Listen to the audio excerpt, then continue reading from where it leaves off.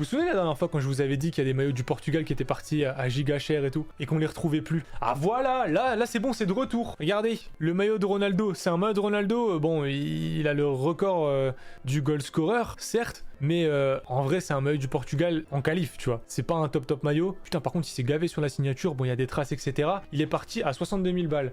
Alors 62 000 balles, vous allez dire, c'est déjà une somme, mais forcément comme les taxes sont des pourcentages, ça porte le maillot à 82 664 balles. C'est quand même ma foi une petite somme, hein. Mais donc du coup, quand la dernière fois on parlait du fameux Marquinhos qui était parti, il était parti à combien le Marquinhos final?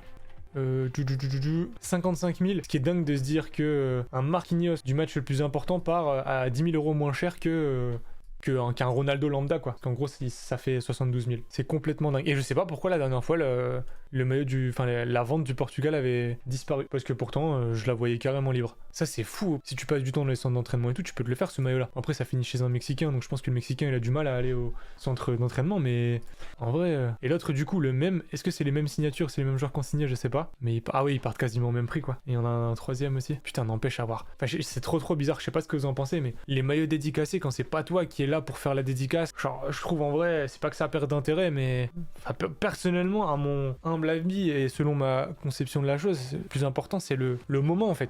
Et là du coup t'as pas le moment parce que tu l'achètes déjà signé. Celui qui s'est fait le kiff du Nuno par contre. Et je crois qu'il y avait un Vitinha préparé aussi.